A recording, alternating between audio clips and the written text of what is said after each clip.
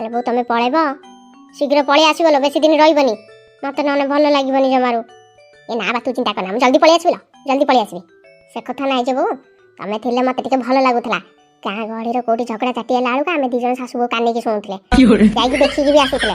ମତେ କଣ ତମ ବିନା ଏକୁଟିଆ ଭଲ ଲାଗିବ ଝଗଡ଼ା ଚାଟି ଯାଇକି ଦେଖିବା ପାଇଁ? ହଁ ବା ମୁଁ ଆଉ କେଇଟା ଦିନ ପାଇଁ ଯାଉଛି କି ଏଇ ତ 2-3ଟା ଦିନ ପାଇଁ ଯାଉଛି ହେଇ ଯିବି ହେଇ ପଳେଇ ଆସିବି ତୁ ଚିନ୍ତା କର ନା।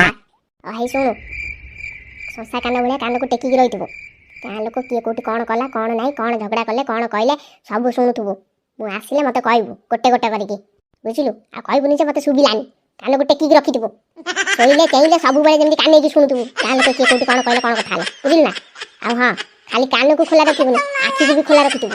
ଦେଖୁଥିବୁ କିଏ କୋଉଠି କଣ କାଠ ବାଡ଼ ଭିଡ଼ି ନେଇକି ଜାଳ କରିନେବେ ଜାଳ କରିନେବେ କୋଉଠି ଫୁଲ ଚୋରି କରିକି ନେଇଯିବେ ଆମର ଭଲ ମନ୍ଦ ସବୁ ଆଖି ଖୋଲିକି ବି ଦେଖୁଥିବୁ। ମୁଁ ଆଇଲେ ମତେ କହିବୁ ବୁଝିଲୁ।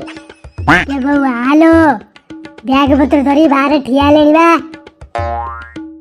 ହେଇ ପୋଡ଼ା ମୁହଁ ଡାକିଲାଣି ସାଡ଼େ ମୁଁ ଯାଏ କିନ୍ତୁ ତତେ ଯେତିକି କହିଲି ସେତିକି କରିବୁ ହେଲା।